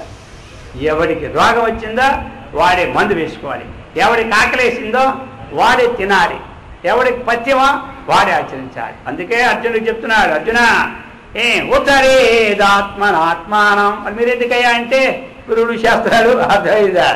ఎందుకు అంటే నీకు ఒక్కరి మార్గంలో పోనీయకుండా ఒక రూట్ని నీకు స్థిరపరిచేవాడు. ఇప్పుడు స్టేషన్లో దిగాం, ఒకడన్నాడు ఇలా వెళ్ళి అన్నాడు, ఇంకోటి చూపెట్టాడు టౌన్లోనికి, ఆ స్టేషన్ వచ్చినాడు, అటు రోడ్డు మీదకి వచ్చే స్టేషన్ నుంచి నువ్వు పెట్టిన దేవాలయంకి అన్నాడు, ఇంకోటి చెప్పినాడు నువ్వు ఇటు పో అన్నాడు. అటు పోతే చిన్నగా ఎక్కడికి రేణుగుంట వరకు వెళ్ళిపోయాడు, కానీ కాలేజ్ స్టేషనే రాలే, ఏది గుడే రాలే. ఇది అనమాట, నీకు అటుపోకుండా ఇటుపోయే మార్గంలో నిన్ను దించుతాడు, నీకు దీనికి తగిన జాగ్రత్తలు చెప్తాడు. అంతవరకు నిన్ను తీసుకెళ్ళాలి ఏది కాక కూర్చుని పెట్టేవాడు, ఎంతవరకు పుట్టలేదు ఇక మీద పుట్టబోడు. అర్జున ఉద్ధరేదాత్మనాత్మానం ఆత్మానం అవసాదయేతు ఆత్మైవ హ్యాత్మనో బంధు. కాబట్టి ఆత్మానం అవసాదయేత్ అన్నాడు, చూశారా? నా అవసాదే, తను తాను ఉద్ధరించుకోవాలి, కానీ తమకు తామే అధోగతి పాలిప్పుడు కారాలి. అది అనమాట. మానవ జన్మ వచ్చిన తర్వాత తను తాను తెలుసుకునే పోవాలి, ఇది అనమాట ఉండాలి. తాను 10,000 కోట్లు గడించిపోవాలని దీక్ష ఉంటుంది, కానీ ఏమంటారు, లేకపోతే నేను ప్రధానమంత్రి అయిపోవాలి దీక్ష, కానీ వద్దని లేదు. కానీ అసలు దీక్ష ఏమిటి? నేనెవరిని నేను తెలుసుకొని పోవాలి మానవ జన్మలో, అది ఉండాలి. ఆత్మైవాక్య ఆత్మనో బంధు ఆత్మైవరి పురాత్మన. వాస్తవముగా తమకు తామే మిత్రులు, తమకు తామే శత్రువులు. అర్థమైందా? తమకు తామే మిత్రుడు. ఎవరి యొక్క మనస్సు శుద్ధ సంకల్పం ఉందో అది మిత్రుడైంది, ఎవరి యొక్క మనస్సు మళ్ళీ సంకల్పం అయిందో వాడికి అది శత్రువు. ఇది చెప్పినాడు. బంధురాత్మ ఆత్మనస్తస్యాం ఏనాత్మైవ ఆత్మనా జితః ఆత్మవస్తు శత్రుత్వే వర్తేతాత్మైవ శత్రువతు చెప్తున్నారు ఇక్కడ. బంధురాత్మ ఆత్మనస్తస్య బంధు ఆత్మనః ఎవడైతే చక్కగా ఆత్మైవ ఆత్మనా జితః తన మనస్సుని తాను ఇంద్రియాలని ఈ శరీరాన్ని ఎవడైతే చక్కగా జయించినాడో ఆ జీవుడు తనకు తానే మిత్రుడు అనమాట. అర్థమైందే? ఆ మనస్సు తనకు తానే మిత్రుడవుతుంది. మరి అలా కాకుండా ఉంటే అనాత్మ వస్తు శత్రుత్వే ఆ ఆత్మతత్వాన్ని ఎవడైతే తెలుసుకోకుండా ఉంటూ ఉన్నాడో అంటే ఏమిటి, జయింపలేదో వాడి యొక్క మనస్సు వాడికే శత్రువు అవుతుంది. అర్థమైందా? ఎవడి మనస్సు పరిశుద్ధం చేసుకుంటే వాడికి మిత్రత్వము, ఎవడి మనస్సు అప్రసిద్ధంగా ఉంటే వాడికి శత్రుత్వం. అది చెప్పుకొచ్చారు ఇక్కడ. జితాత్మన ప్రశాంతస్య పరమాత్మా సమాహితః శీతోష్ణ సుఖ దుఃఖేషు తథా మానవమానయోః. మధ్యలో ఎక్కడైతే ఆత్మతత్వము అనుభూతి వస్తుందో అక్కడక్కడ ఇస్తూనే ఉంటుంటాడు. ఈ ద్వంద్వాలని వదిలిపెట్టడం మనకి రోజు. అందుచేత ఎవడైతే జితాత్మనః జితాత్మ జయింపబడినటువంటి మనస్సు కలవాడు మనకి, అలాగనే జయింపబడినట్టు ఇంద్రియము కలవాడు. ఇంకా ఎలాంటి వాడు? ప్రశాంతస్య ఎవరికంటే ప్రశాంతము, ఎవడు ఇంద్రియాలను స్వాధీనం చేసుకుంటున్నాడో వాడికే ప్రశాంతత. ఇంద్రియాలని స్వాధీనం చేసుకున్న వాడు ఇంట్లో ఉన్నా ప్రశాంతంగానే ఉంటాడు, వీధిలో ఉన్నా ప్రశాంతంగా, ఎక్కడున్నా వాడి ప్రశాంతం అన్నమాట. ఇంకా ఈ పరమాత్మ సమాహితః ఇక వాడికి ఎలా ఉంటుందంటే పరమాత్మ యొక్క భావము ఈ విచారణ ద్వారాగా సమాహితః చక్కగా ఉండిపోద్ది, ఒక స్థిరం. అర్థమైందా? చెక్కు చెదరదనమాట. ఏ ఆధ్యాత్మిక తత్వం వల్ల ఆ జ్ఞానాన్ని సంపాదించుకున్నాడో ఆ జ్ఞానానికి మళ్ళీ ఎప్పుడూ చలనం లేదు. అది సమాహిత, పరమాత్మ సమాహిత. ఆ పరమాత్మ యొక్క విజ్ఞానాన్ని చక్కగా నాటుకుపోతుంది. ఏ విజ్ఞానం అయితే నాటుకుందో అటువంటి వారికి ఇంకేముంది? ఎవరికి విజ్ఞానం నాటుకుందో వాడు ద్వంద్వాతీతుడు అయిపోతాడు, ఇంక చెప్పక్కర్లేదు. ఎంతవరకు మనకి అది నాటినంత వరకే మనకి లాభ నష్టాలు ఏంటి, మనసు డోలాయమానం అయిపోద్ది. కానీ ఒక ఎన్నిటికంటే ఏది సుఖ వస్తువు, దేనిలో ఆనందం అనిపిస్తున్నామో ఆ ఆనందం మనం అనిపించినప్పుడు ఈ చిన్న చిన్న వస్తువుని మన మనసు పోనే అవి వచ్చినా పర్వాలేదు, రాకపోయినా పర్లేదు. ఈ విధంగా చెప్తున్నారు. పరమాత్మ సమాహితః శీతోష్ణ సుఖ దుఃఖేషు తథా మానవమానయోః. శీతమనందు, ఉష్ణమనందు, సుఖమనందు, దుఃఖమనందు, అవమానమనందు, సన్మానమనందు అతడు ఎప్పుడు కూడా సమానంగా ఉంటాడు. ఇంకెలా ఉంటాడు? జ్ఞాన విజ్ఞాన తృప్తాత్మ కూటస్థో విజితేంద్రియః యుక్త ఇత్యుచ్యతే యోగి. యోగి యోగి అంటే చెప్తున్నాడు, అయ్యా గడ్డాలు మీసాలు పెట్టుకొని అరుదు పోవక్కర్లేదు, ఈ లక్షణాలు ఉన్న వాళ్ళందరూ యోగులే. అది పూర్వందరిలో ఉంది, అక్కడే ఓడిపోయారు. ఉన్న దగ్గరే చక్కగానే కుటీరాలు పెట్టుకునేవాడు, హాయిగా ఏమి గృహస్థాశ్ర జీవనం చేసేవారు, జీవితం అంతా యోగులు అనిపించుకొని పోయారు వాళ్ళు. అది చెప్తున్నారు. ఇలా ఉండాలి యోగి. ఎవడు యోగి అంటే జ్ఞాన విజ్ఞాన తృప్తాత్మ, జ్ఞానము చేతను విజ్ఞానము చేతను తృప్త. అది మనం ఈ అంతఃకరణమునందు ఏమి వారికి జ్ఞానము విజ్ఞానము నిండి ఉంటుంది. జ్ఞానము విజ్ఞానం. జ్ఞానం అంటే ఏమిటి? శాస్త్రజ్ఞానం. విజ్ఞానం అంటే ఏమిటి? అనుభవజ్ఞానం. రెండు. ఎంతవరకు విజ్ఞానం లేదో అజ్ఞానం పోదు. అర్థమైందా? విజ్ఞానం ఉండాలి. ఇప్పుడు నిమ్మపండు ఇలాగా పచ్చగా ఉంటుంది, పులుపుగా ఉంటుందని శాస్త్రం చెబుతుంది. అది శాస్త్రజ్ఞానం, అది పరోక్ష జ్ఞానం. అలాగనే మరి ఇప్పుడు నిమ్మపండు ఎన్నాళ్ళు పులుపుగా ఉంటుంది, పచ్చగా ఉంటుంది, పులుపుగా ఉంటుంది. చదువుకున్న పులుపు మన నోట్లోకి ఏమీ రాదు. అర్థమైందా? ఆ నిమ్మపండు పండు కోసి నోట్లు వేసుకుంటే అది విజ్ఞానం అయింది, తెలుసుకుంటే జ్ఞానమైంది.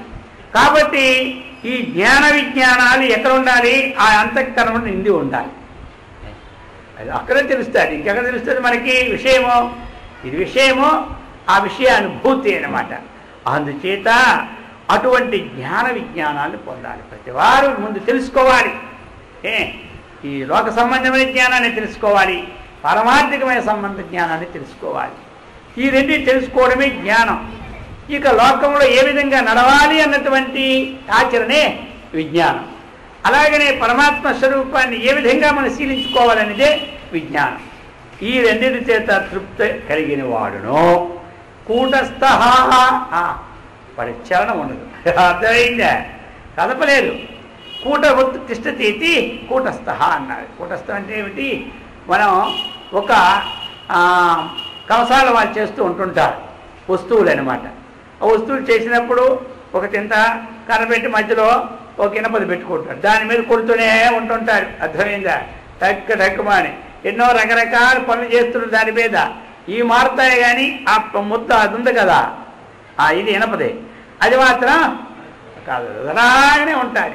ఆ విధంగా కూటస్థ తాను ఈ విధంగా ఇవన్నీ ఈ ద్వంద్వాలలో డోలాయమానం కాకుండా వస్తున్నప్పటికీ ఆ కూటం ఏ విధంగా అయితే కదలకుండా ఉంది, దాని మీద వస్తువులు ఎన్నో రకాల మార్పు చెందుతున్నాయో అలాగా మనము ఒక స్థిరమైన జ్ఞానంగా ఉండి ఈ విషయాలు ఎన్ని వచ్చినా సరే ఆ కూటం కదలకుండా ఉండేటట్టుగా ఉండవాడే గొప్పవాడు. అది చెప్తున్నారు. అందుచేత ఈ విధంగా కూటవత్తు తిష్టతీతి కూటస్థ. వస్తాయి కష్టాలు, రాకుండా ఎవరికి వస్తాయి చెప్పండి? కష్టాలు వచ్చినప్పుడు ఓర్చుకుంటే కదా మనం గొప్పవాళ్ళం. లేకపోతే మామూలప్పుడు అందరం గొప్పవాళ్ళమే. అర్థమైందా? అది ఈనాడు మనం ఇక్కడ ఒక దేవాలయాల్లో గుడుల్లోనూ మంచి మంచి విగ్రహాలు పెట్టి పూజ చేస్తూ ఉన్నాం. పూజ చేస్తూ ఉంటుంటే అవి ఎన్ని దెబ్బలు కూర్చుకున్నాయి. ఇప్పుడు ఒక రాజ్యం తీసుకొచ్చి చక్కగా చెప్తూ ఉన్నామా లేదా? ఏది విష్ణుమూర్తి అంటే విష్ణు ఆకారం, శివుడు అంటే శివుడి ఆకారం, అలా ఏ దేవుడు మనకు కావాలో ఆ దేవాలయం కట్టుకున్నామో ఆ విగ్రహాన్ని మనం పెట్టుకోవాలనుకున్నప్పుడు ఆ విగ్రహం బాగా చెప్తాడా లేదా? చెక్కి చెక్కి చెక్కి చెక్కేసరికి ఏమవుతుంది? మధ్యలో పగిలిపోయింది అనుకోండి ఒకవేళ ఆ విగ్రహం. ఇక దానికి ఏమైనా ఉందా? మీరు తీసుకెళ్ళి అది పడేస్తారంతే. కాబట్టి అది ఏ విధంగా అయితే చక్కగా ఓర్చుకునేటప్పుడు విగ్రహంగా తయారీ పూజింపబడుతూ ఉన్నదో అలాగే మనము చక్కగా ఈ యొక్క సంసార సాగరంలో జన్మజరామృత్యు ప్రవాహంలో పడిపోకుండా ఈ జన్మలోనూ అటువంటి తత్వంలో ఓర్పు మనకు ఉన్నదనుకోండి, అప్పుడేమవుతాయి? చక్కగా వస్తాం అక్కడి నుంచే. ఇంకే ఇప్పుడు ఒక ఆయన ఏం చేశాడంటే చక్కగా ఒక చెరుకులు తోట వేశాడు, బ్రహ్మాండమైన తోట, 1 ఎకరా మరి వేశాడు. అని అదేదో అదృష్టమో కానీ ఆయన పాండురంగ భక్తుడు అన్నమాట. అయితే ఆ సంవత్సరం ఆ ఊర్లో చెరుకు ఎవరికి పండలే, వీడికే పండింది. వీడు భక్తుడు కదా. ఇక వెంటనే పండిన తర్వాత అందరూ అక్కడికి వచ్చి పాండురంగ పాండురంగ అంటుంటే మనిషికి చెరిగ్గాడు ఇచ్చేస్తుంటాడు రోజు. అలా భార్య అనుకుంది, ఈ సంవత్సరం చెరుకు తోట మనది బాగుంది కాబట్టి మనం ఈ పంట చేతికి డబ్బులు వచ్చిన తర్వాత కాశీ వెళ్ళి విశ్వనాథ్ దర్శనం చేసుకొని అక్కడ బనారస్ పట్టు చీరలు అంటే చాలా బాగుంటాయట, ఎలాగైనా ఈ సంవత్సరం కొనుక్కోవాలంటే అలాగే నిశ్చయం చేసుకున్నారు పాపం. అలాగే వెళ్దాం అనుకోండి. ఇక ఈయన ఏం చేసేవాడు? ఇక చెరుకు పండిన తర్వాత పాండురంగ పాండురంగ అంటుంటే ఇక మధ్య మధ్య అందరికి ఇచ్చేసేవాడు. ఇక చెరుకు కొట్టడం ప్రారంభించినప్పుడు జనాలు వచ్చేస్తున్నారనమాట. ఎవరికి చెరుకు పండలేదు కదా ఈ సంవత్సరం, ఆ భక్తుల దగ్గరికి వెళ్తే ప్రసాదం ఇస్తారని మొత్తం అంతా వచ్చేసాడు. అన్ని ఒక చిన్న ఎన్నో లారీలు అనుకునేవి ఒక బండి అయినాయి అనమాట, నాటు బండితో కట్టాడు. ఇక కట్టుకొని వస్తున్నాడు ఎక్కడికి? ఇంటికి. అప్పుడు 5:30 అయిందండి. స్కూల్ పిల్లలందరూ వదిలేరు స్కూలు. ఇక వాళ్ళందరూ పాండురంగ పాండురంగ అంటుంటే మనిషికి ఒక గడివగా ఇంటికి ఒకటే గెడ మిగిలింది. ఎక్కడికి వస్తుంది? ఇంటికి వస్తుంది. ఇక చూశాడు, భార్య చూసింది, ఎలా నీళ్ళు వస్తున్నాయని ఏమీ లేదు. ఇక ఒళ్ళు మండిపోయింది. ఎవరికి? భార్య మండిపోయి ఆ గెడ తీసుకొని ఇదా మీరు చేసే పని ఠంగును ఏమే కొట్టేసింది. ఎవరిని? భర్తని నడుము మీద ఒక్క దెబ్బ వేసరికి అది చెరిగ్గాడు కదా, 2 ముక్కలు అయిపోయాయి. ఒక ముక్క ఆవిడ చేతులు పడిపోయింది, ఒక ముక్క బయట పడిపోయింది. ఇక ఆయన ఏమనలేదు. అర్థమైందా? మనమైతే ఆ గెడ పట్టుకొని ఏమే అప్పుడే వాయించి పారేస్తాం. అర్థమైందా? ఇక ఏమిటంటే వెంటనే ఆయన అన్నాడు, ఆహా ఎంత శ్రమ ఇచ్చాను నీకు, పాండురంగుల ప్రసాదం నేనే 2 ముక్కలు చేసి నీకు ఒక ముక్క ఇవ్వాలనుకున్నాను, ఆ శ్రమ నీకు ఇచ్చేసాను నేను, నీ చేతిలో ముక్క నువ్వు తీసుకో, అక్కతుల్లో ముక్క నేను తీసుకుంటాను అన్నాడు. ఎవరు? అది ఏమిటంటే ఇక ఎలాగైపోయిందంటే వెంటనే ఇవిడికి ఎంత కోపం వచ్చింది కదా. ఎంత చెప్పు ఉంటుంది కోపం? చెప్పండి, ఎవరికైనా ఎంత చెప్పు ఉంటుంది? అయ్యో ఇప్పుడు ఆ ముక్క అనేసరికల్లా వెంటనే స్వామి తప్పు అయిపోయింది, నేను కోపావేశంలో కొట్టేశాను మిమ్మల్ని, నన్ను క్షమించాలంటారు. ఎవరు? చూశారు. మనం వెంటనే పట్టుకున్న సరిగ్గా కొట్టామనుకోండి, వాళ్ళే చేస్తారు. సరే నీతో అనేది నాతో అవనేది, ఇలా వచ్చా. ఈ ఓర్పు ఇతరుల్లోనూ ఉండాలి, ఒక్కళ్ళు ఉంటే లేదు. అమ్మగారు లేదు అన్నప్పుడు అయ్యగారులు వచ్చుకోవాలి, అయ్యగారులు అన్నప్పుడు అప్పుడే యోగులం అవుతుంది. ఎంతసేపు ఉంటుంది చెప్పండి? కోపం ఎంతసేపు ఉంటుంది? కాసేపు కొట్టే ఏదో తిట్టారు అయిపోయింది, 10 నిమిషాలు పోయింది అంటారు. ఇందా నేను అన్నాను మీరేమి అనుకున్నారా అంటారు. అనుకోలేదంటే ఏమీ లే, ఏమి అయ్యా అనుకోకుండా ఊరుకుంటానా అన్నారు అనుకోండి, ఏమైంది? కురుక్షేత్రం ప్రారంభం అప్పటి నుంచే. అలా కాకుండా ఈ విధంగా శీతోష్ణ సుఖ దుఃఖేషు తథా మానయో జ్ఞాన విజ్ఞాన తృప్తాత్మ కూటస్థో విజితేంద్రియ యుక్త ఇత్యుచ్యతే యోగి సమలోష్టాశ్మకాంచన. యోగి అన్నటువంటి వాడు జ్ఞాన విజ్ఞానంతో చక్కగా ఉండి ఇంద్రియాలను స్వాధీనం చేసుకొని మంచి చలనం లేకుండా ఉండి ఇంకెలా ఉండాలి? సమలోష్టాశ్మకాంచన. ఇది మెయిన్ అన్నమాట. లోష్టమునందు అశ్మ రాయినందు కాంచన బంగారం 3 చూసినప్పుడు ఒక్కలాగే ఉండాలి. వికారం చదువుకుంటా రాయిని అక్కడ పడేసి బంగారం లోపడేసుకుంటే మరి యోగి కాడు. మీకు ఎంతమంది ఉదాహరణ చెప్పినా అందరికి గుర్తుందా లేదో మరి, దాన్ని టచ్ చేసి వదిలేస్తా. 2 పోతూ ఉన్నారు వానప్రస్థ ఆశ్రమానికి. పోతూ ఉంటుంటే భార్యాభర్తలు. వెంటనే భర్తగారు ఏం చేశారంటే ఒక వస్తువు కనబడింది, మంచిది, వజ్రాలతో అమర్చినటువంటి ఒక నక్లీస్ గొలుసు కనబడితే వెంటనే కాలుతో మట్టి కప్పేశారు దాని మీద. చూశారా? ఈ భార్య చూసి ఏం కప్పారు అంది, ఆ వస్తువు అది చూస్తే నీకు వ్యామోహం పుడదని కప్పేశాను అన్నాడు. అసలు ఆ వస్తువు నీకు ఇంకా బంగారం అని తెలిసింది కదండి. శాస్త్రం చెప్పాడు భగవంతుడు, సమలోష్టాశ్మ కాంచన అని చెప్పాడు కదా. రాయిని చూసినా బంగారం ఒక్కలాగా ఉండాలని, ఇంక మీకు బంగారం బుద్ధే లేదు కాబట్టి ఇంటికి పోదాం పదండి అన్నది. ఈ బుద్ధి పోయి చచ్చిపోదా. ఆ విధంగా మనకి యోగి ఎవడయ్యంటే ఆ 3 ఎందు సమాన బుద్ధి ఉన్నవాడు. అలాగని చెప్పి ఇప్పుడు మన ఇంట్లో ఉన్నాం కాబట్టి కొంచెం బంగారం లోపలే పెట్టుకోడు సమాన బుద్ధి అని చెప్పి అక్కడ పడిస్తే ఉన్నది కాస్త ఊరింది, సర్వమంగళం పాడింది అయిపోద్ది. అంటే విషయం తెలుసుకోవాలి. అది ఒకవేళ ప్రాప్తమైనా కాకపోయినా అలా ఉండాలి. ఏదో స్వామి చెప్పాయని ఇక రేపేమో తెల్లారేసా బంగారం మట్టి అక్కడ పడిసారు అనుకో, ఇక మొత్తం ఉన్న మధ్య తీసేసిపోతుంది. అందుకని విషయం రాను మనకి ఆ వస్తువు ప్రాప్తమైన ప్రాప్తం ఇది రావాలి. అది చెప్తున్నారు. సుకృన్మిత్రార్యుదాసీన మధ్యస్థద్వేష్య బంధుషు సాధుష్వపి చ పాపేషు సమబుద్ధిర్విశిష్యతే అంటున్నారు. ఇప్పుడు అయ్యా ఎవడు శ్రేష్ఠుడు అంటే గొప్ప శ్రేష్ఠుడు సుకృన్మిత్రార్యుదాసీన. సుహృత్తు అనమాట. సుహృత్తు అంటే ఏమిటి? మన్ని ఒక ఫలాపేక్ష లేకుండా మనకి ఎవడైతే చక్కగా సేవ చేస్తాడో వాడు సుహృత్ అంటారు. మంచి హృదయం కలవాడు. మన వల్ల ఏమీ లాభం పొందాలని కానీ ఉండదు వారికి. చక్కగా మనకి ఏది ఆపదలు ఉన్నామో ఆ ఆపదలు తీర్చు మంచి సలహాలు ఇస్తూ ఉంటుంటాడు. ఇలా పాటిస్తే బాగుంటావు అంటాడు. కొంతమంది ఇలా పాటిస్తే వాడు మనకి ఎక్కడ బాగైపోతే వాడికి అది అసలు సంగతి చెప్పరావు, నువ్వు ఇలా ఉండలే అంటాడు. అంతే వీడు అలా చేసుకుంటుంటాడు. అలా కాకుండా తాను మనస్సులో ఏదైతే లోకానికి ఉపకారమైనటువంటిది మంచిదుందో అది చక్కగా చెప్పి ఫలాపేక్ష లేకుండా సహాయం చేసేవాడిని ఏమంటారు? సుహృత్తు.